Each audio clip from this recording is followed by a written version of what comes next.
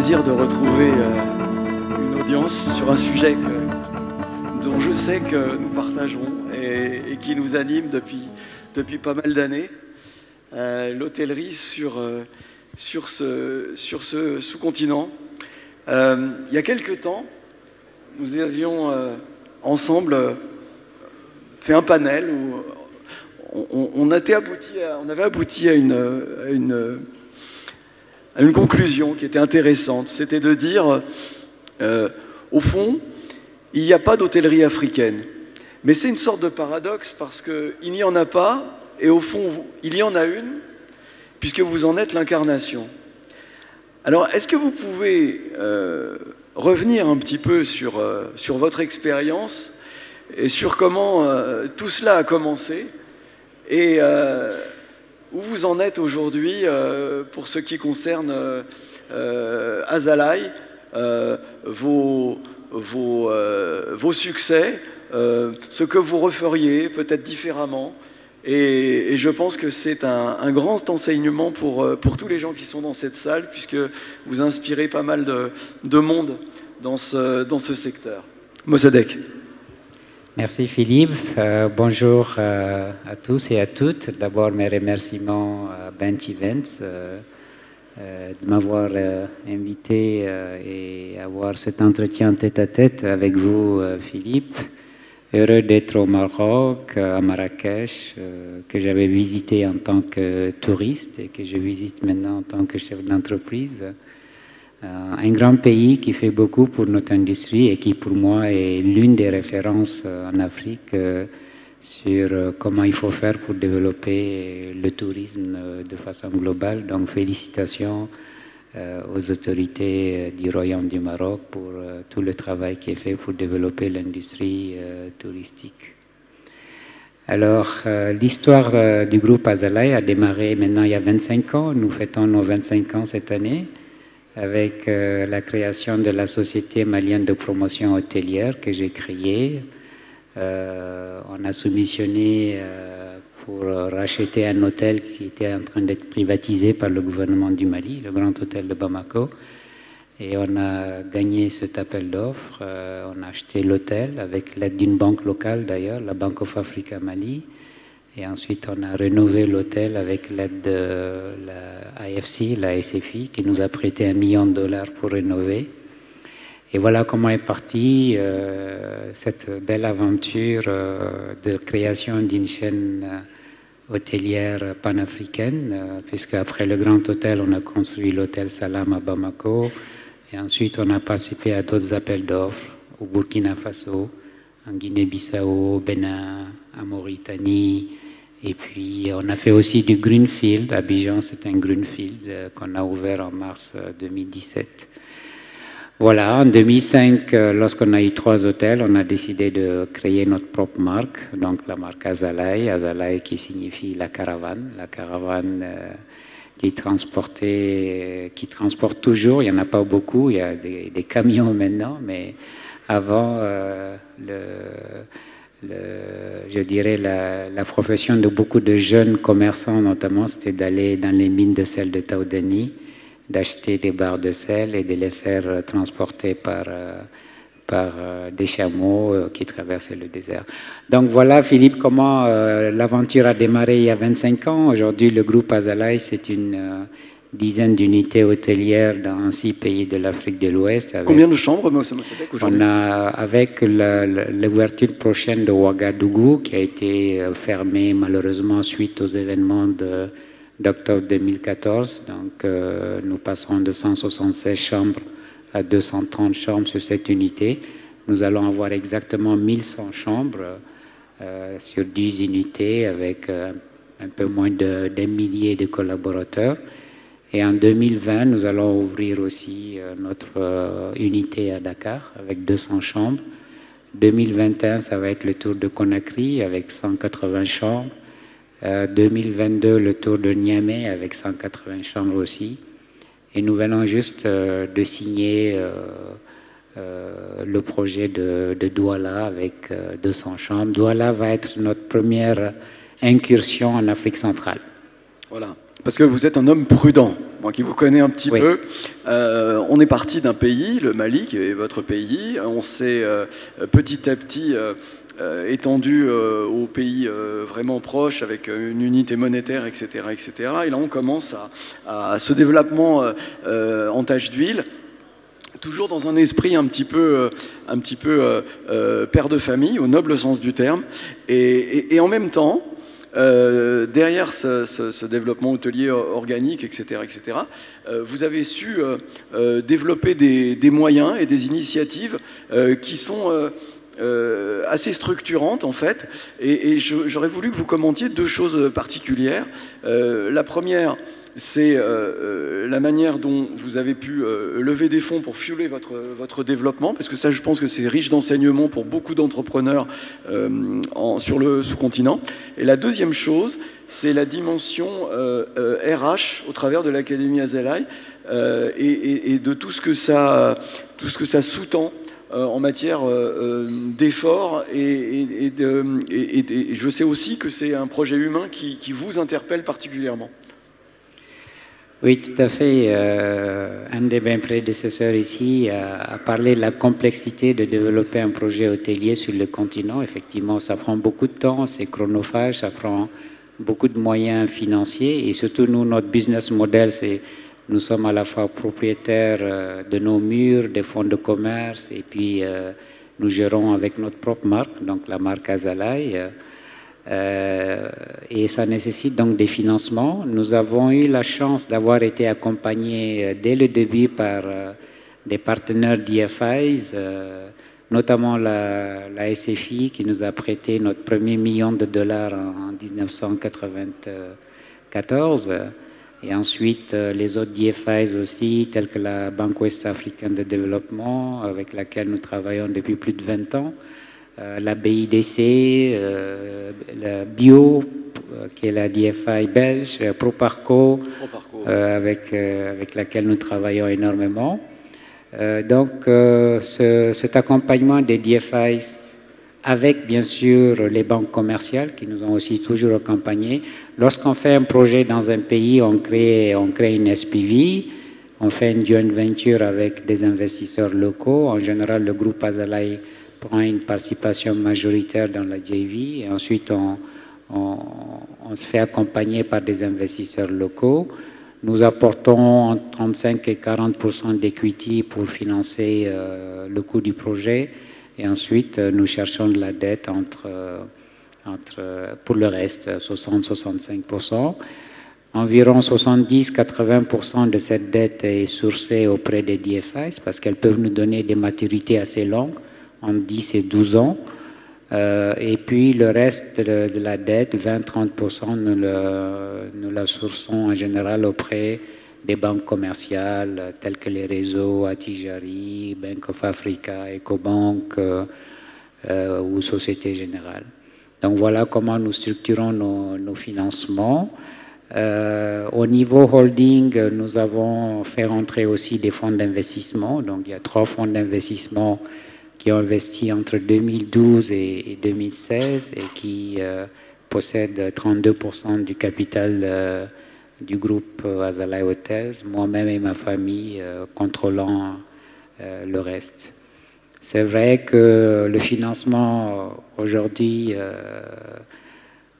est, je dirais, un challenge important. On a parlé tantôt des prêts qui sont en devise, donc il faut surveiller les taux d'échange. Nous sommes non seulement en zone CFA, mais nous sommes aussi en zone non CFA, puisque nous avons investi en Mauritanie, nous sommes en train d'investir en Guinée-Conakry, et nous espérons d'ici fin 2019 démarrer des projets à Lagos et Accra. Nos prospections avancent très bien. Donc il faut surveiller cela, mais aussi la maturité qui doit être allongée. Moi, je me rappelle, mes tout premiers prêts avec ces DFI, on les faisait sur 7 ans et c'était suffisant pour rembourser. Mais maintenant, il faut un minimum de 12 ans. J'espère qu'on verra un jour sur le continent des prêts pour construire avec des maturités comme en Europe ou aux États-Unis, c'est-à-dire du 15-20 ans. Ça permettra de lisser les annuités, les remboursements et faire en sorte que les projets hôteliers puissent être, je dirais, financièrement beaucoup plus gérables que ce que nous voyons actuellement.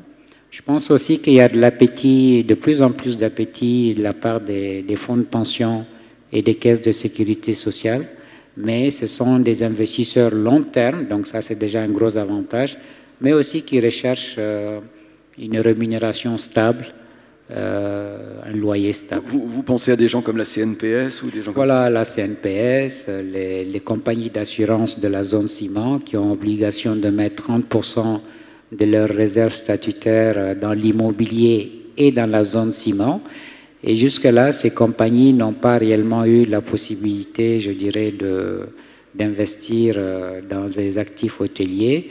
Et je pense que structurer, par exemple, des foncières ou une REIT et ensuite faire entrer des assureurs et des fonds de pension et des caisses de sécurité sociale dans ces foncières, pour moi, fait sens. Et d'ailleurs, le groupe Azalai est en train de travailler sur ce schéma-là maintenant. Oui, d'accord, donc il s'agirait pour vous de desserrer un petit peu les taux de durée d'emprunt trop courte, de taux de crédit un petit peu élevé, et puis de trouver un effet de levier par le démembrement en fait, du business et de l'immobilier. En fait, de mettre en œuvre les recettes qui ont été éprouvées déjà en Europe notamment. Oui, en Europe, par les grands groupes. Nous, on fait aujourd'hui ce que les grands groupes ont fait à leur démarrage. Vous êtes obligé d'être asset heavy pour vous faire connaître, pour démarrer, et puis petit à petit, vous trouvez des solutions pour être asset light et faire de la gestion. Mais ça supposerait que vous preniez des loyers. Est-ce que c'est un risque que vous êtes prêt à assumer? Est-ce que Azalai peut devenir preneur de loyer? En ça, il n'est pas bloqué par le fait d'être coté en bourse, donc vous avez les mains libres, mais ça ne vous fait pas peur de prendre des loyers? Non, pas du tout. Nous avons développé des actifs, de beaux actifs dans les grandes capitales bien situées. Je pense que ces actifs peuvent et vont attirer des investisseurs qui cherchent justement à investir dans de l'immobilier qui rapporte un revenu stable. Et ensuite, la société de gestion que nous venons de créer pourra signer des leaseback, des contrats de leaseback pour gérer ces actifs-là.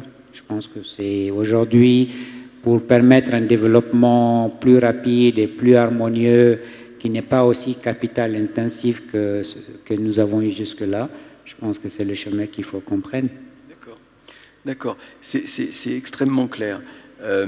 Vous avez évoqué Proparco, des gens qu'on connaît bien, ils ne sont pas là aujourd'hui, et comme vous savez, dans leurs critères d'investissement, ils mettent beaucoup d'éléments, et notamment des critères de responsabilité environnementale, sociale, de parité, etc. Des choses assez complexes et assez innovantes en même temps pour le continent.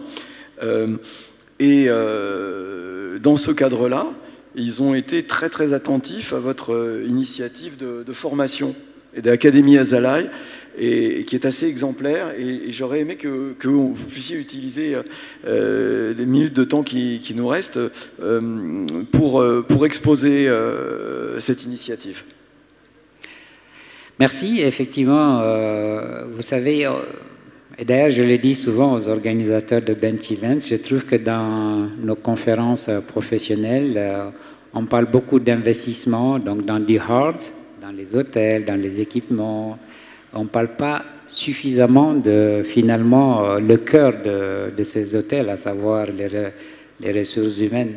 Et il me semble que les professionnels, bon, il y a déjà certains grands groupes qui le font et nous, on le fait aussi. Nous devons mettre beaucoup plus d'accent sur la formation des ressources humaines sur le continent. Malheureusement, nous ne bénéficions pas encore d'un écosystème public de formation au métier de l'hôtellerie, sauf dans quelques grands pays tels que le Maroc, la Tunisie ou l'Afrique du Sud. Mais dans tout le reste de l'Afrique, malheureusement, les pouvoirs publics n'investissent pas dans la formation des ressources humaines. Donc, pour pallier à ce manque dans la plupart des pays où nous sommes présents, nous avons décidé de créer une école hôtelière l'école hôtelière Chaka Sidibé, qui a ouvert ses portes il y a 4 ans maintenant à Bamako. Nous faisons du vocational training, donc nous recrutons des jeunes qui ont un niveau BEPC. Nous leur faisons passer un test puisque nous avons une très forte demande et les places sont limitées dans l'école. Et au bout d'1 an, ils ont un CAP. Et nous avons déjà formé 150 jeunes, donc 50 par promotion. Et 95% de ces jeunes ont pu trouver du travail, soit dans nos hôtels ou bien à la compétition. Le monsieur de Marriott a parlé de l'ouverture du Sheraton à Bamako il y a quelques mois. Beaucoup de jeunes qui sont passés dans cette école travaillent aujourd'hui au Sheraton à Bamako. C'est un projet magnifique que je suis personnellement parce que je suis très attaché à la formation des ressources humaines. Moi-même, j'ai bénéficié de formation, donc je veux retourner à la société ce que j'ai reçu. Et effectivement, Proparco nous aide depuis l'année dernière en apportant une assistance technique et financière à ce projet. C'est un projet que nous faisons sur fonds propres. La formation d'un jeune nous coûte à peu près 2 000 € par an. Mais le jeune ne paye que 400 € de frais de décollage pour bénéficier quand même d'un diplôme qui sera bientôt d'ailleurs certifié par nos amis de l'école hôtelière de Lausanne qui sont présents dans cette salle. Ils vont nous envoyer des experts qui vont nous faire un programme de train the trainers, donc former nos formateurs. Ensuite, ils vont éditer l'école et au bout de ce processus, les CAP que nous allons donner aux jeunes auront un stamp École hôtelière de Lausanne. Nous sommes aussi en train de mettre en place une coopération avec le lycée hôtelier de Dinard. Ils étaient à Bamako il n'y a pas longtemps. Donc c'est pour vous dire que c'est un projet qui prend de l'ampleur. Et la deuxième ouverture, ce sera en septembre 2019 à Lumbila, à côté de Ouagadougou, au Burkina Faso. Nous allons ouvrir la deuxième école hôtelière. Ah ben voilà, c'est un scoop ça, vous l'aviez annoncé déjà? Bon, je l'annonce aujourd'hui, puisque Philippe, j'annonce aussi que le groupe Azalaï vient de lancer une marque économique qui s'appelle Dunia Hotels. Et nous avons ouvert notre premier Dunia Hotel à Lumbila au mois de décembre dernier. Donc l'école hôtelière sera dans Dunia Hotel à Lumbila. Très bien, très bien. Bah, on n'a pas encore une 50aine de marques comme Reda, mais on est sur le chemin Reda. Bah, écoutez, en tout cas, si l'idée est d'épouser le potentiel des villes secondaires d'Afrique, je pense que, regardez, si on prend le Sénégal, entre Touba, Saint-Louis, etc., de belles perspectives s'offrent à vous. Il me reste à vous remercier, à vous dire un immense merci pour tout ce que vous faites pour Azalaï, pour l'hôtellerie sur le continent et pour l'inspiration que vous apportez aux gens qui veulent se lancer dans ce métier en Afrique et notamment par la formation. Merci Philippe. Merci Mossadegh. Merci Philippe, merci Mossadegh Bali. Vous pouvez les applaudir bien fort.